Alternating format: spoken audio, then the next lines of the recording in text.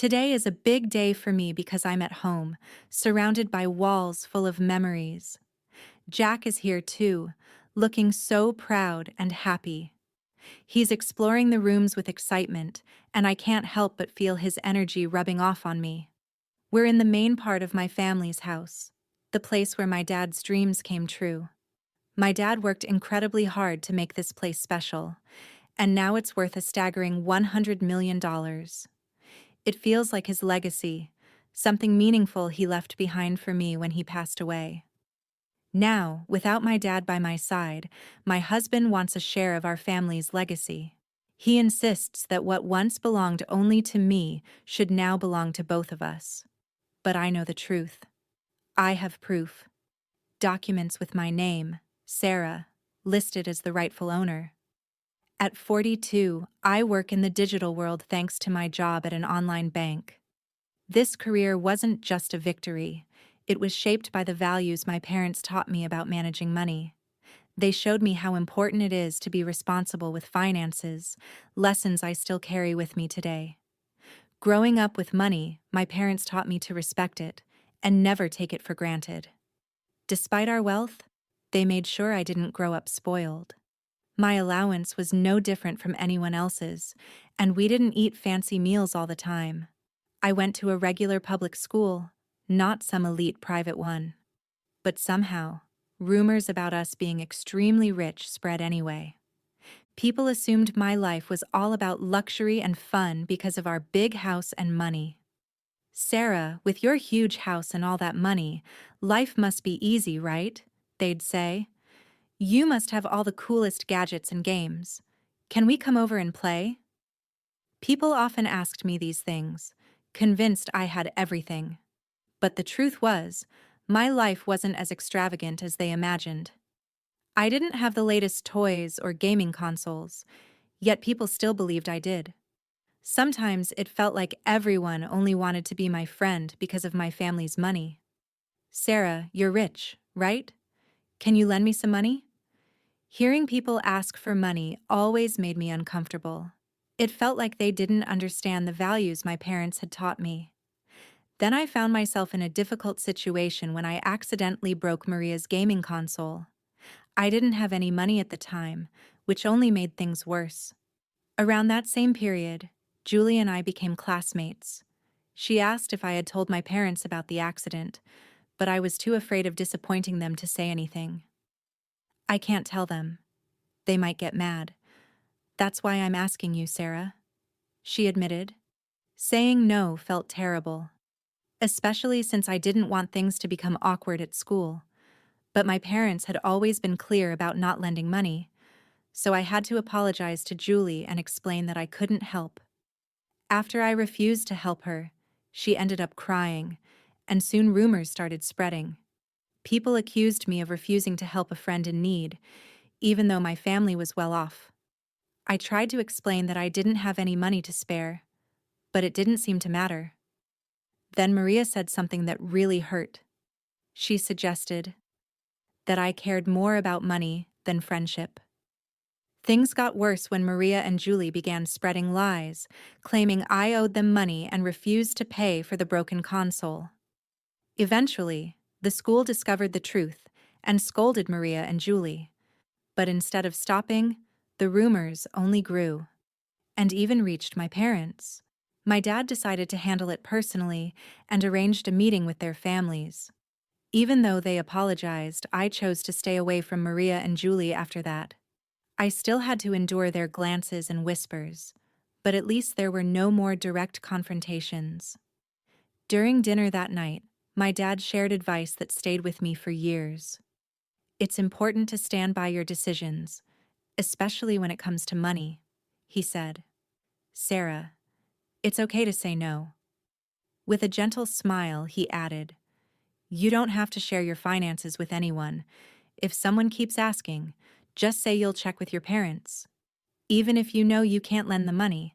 This lesson, handling financial matters gracefully and firmly, became invaluable to me. As I grew older, I became more cautious about who I let into my life, focusing on friendships built on character, not wealth.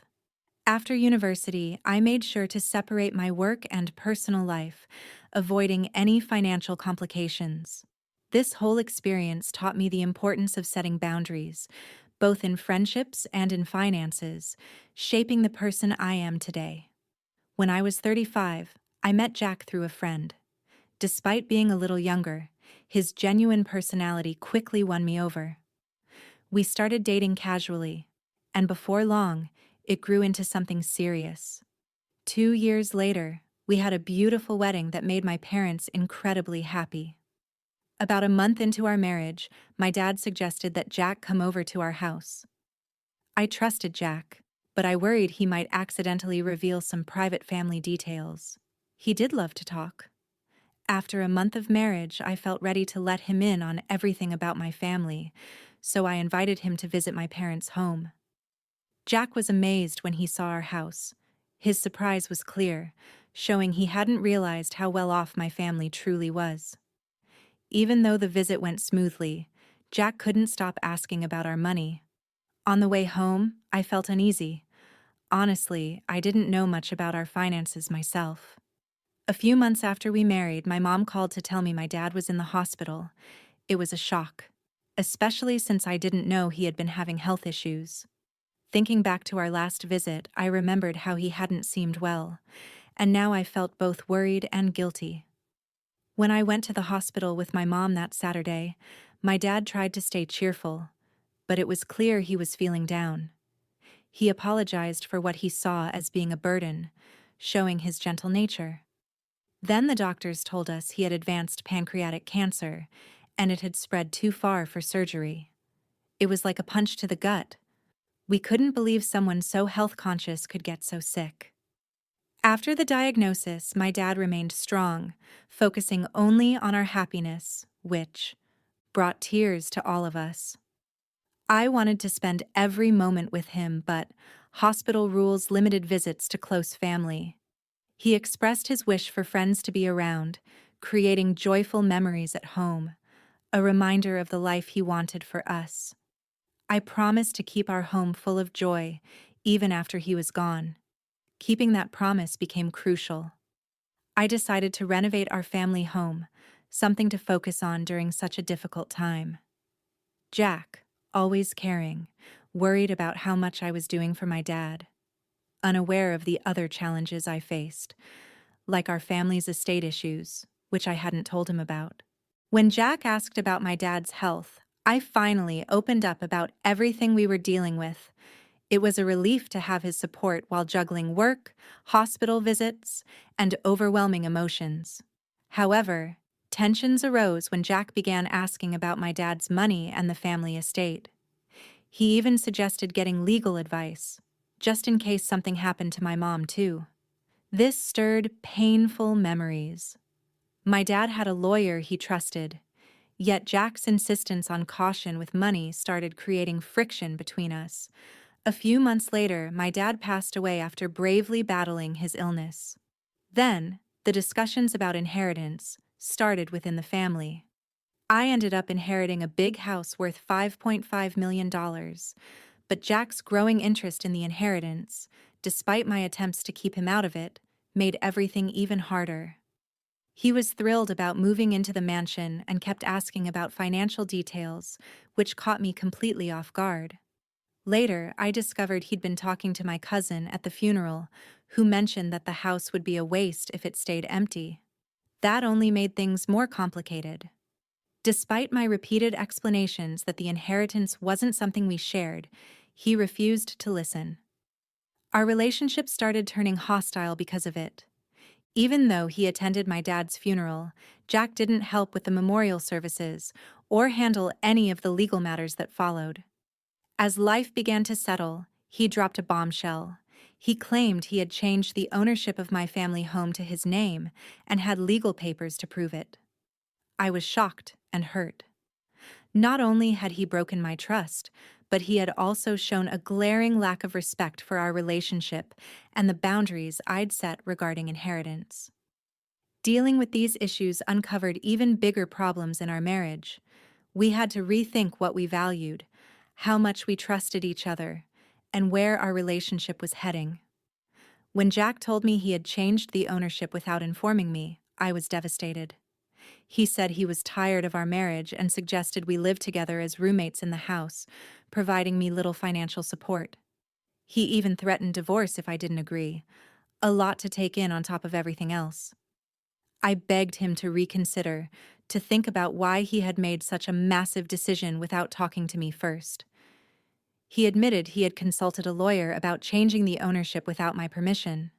Things got so bad that divorce seemed like the only solution. I felt heartbroken and lost, forced to distance myself from a home and a life I had shared with Jack. I couldn't understand why he would do this, and it felt like money had changed him completely. The next day, Jack demanded the house keys, insisting the house was now his. This only made matters worse. He tried to enter the house, but security stopped him. I showed them the real ownership documents proving the house was mine, inherited from my dad. Seeing the proof, Jack was stunned. He had trusted a man named Jerry to help with the legal process, but Jerry had lied to him. Jack had even paid Jerry $360,000 to change the ownership, but it turned out to be a scam. Jack was furious. He kept trying to call Jerry, but Jerry wouldn't answer. Anger at being deceived turned into anger toward me. He accused me of spending too much on things he considered unnecessary and questioned whether I even understood inheritance matters. Even though Jack later tried to repair our relationship and suggested giving our marriage another chance, the trust between us was irreparably broken. I asked the security guard to escort him out, closing a painful chapter of my life. In the months that followed, I had time to reflect on everything that had happened. It made me realize how crucial trust and honesty are in any relationship.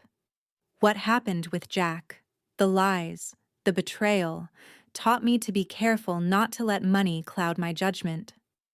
During my dad's first memorial service at our family temple, Jack showed up unexpectedly. Since our divorce, things had been going poorly for him. He had lost his job, was struggling financially, and seemed abandoned by people he had trusted. He looked sad and lost, standing there in stark contrast to the solemn occasion. As he tearfully attempted to apologize, his actions unintentionally caused a commotion among my relatives, disrupting the memorial despite his emotional distress. I had to ask him to leave, and security had to step in to make sure it happened. It was a difficult moment, especially during such a solemn occasion, leaving me with mixed emotions, but also a strong determination to move forward and leave the past behind. I decided it was time to leave my parents' home, something I had been planning for a while. I found a new place to live, cutting ties with Jack for good. Meanwhile, Jack continued coming to the family property, which we had turned into a rental villa. My mom and I managed the villa together, transforming it into a joyful space for visitors to enjoy. On his side, Jack seemed to be trying to make positive changes. He got a new job and focused on starting over. Turning our family home into a rental villa not only honored my dad's vision, but also created a welcoming place for guests from all walks of life. The villa, known for its stunning views and beautiful garden, quickly became popular. We hosted a variety of events there, from intimate weddings to large family parties. Working on it with my mom brought us even closer and brought a lot of happiness.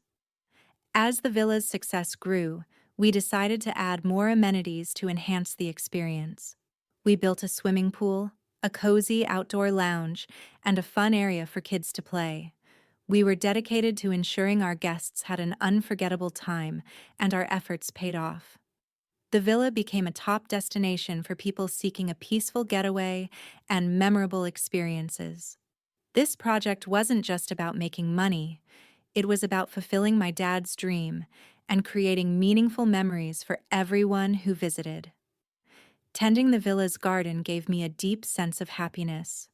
Seeing our family home transformed into a place where people could come together, have fun, and create lasting memories made me extremely proud. I could almost imagine my father looking down with pride at what we had accomplished, bringing his vision to life. This venture not only honored his dream, but also provided financial stability and a sense of freedom for us. Along the way, I learned invaluable lessons about trust, money, and the strength required to carve my own path, separate from past challenges. In this journey of self-discovery, I realized that facing difficulties can make you stronger and more determined. I heard news about Jack from friends. It seemed he was turning his life around, finding a meaningful job and learning from his mistakes. Seeing his progress gave me a sense of peace, knowing that both of us were moving forward and growing. My father's dream became a driving force for growth, not just for my mom and me, but for everyone who visited the rental villa. It became a place of joy and celebration, a sanctuary where people could create lasting memories. The villa's success is a testament to my father's vision, reminding us of the values of resilience and hard work. Through this venture, we created more than just a place to stay. It became a source of happiness, a place for making memories, and proof that dreaming big and putting in the effort can lead to incredible things.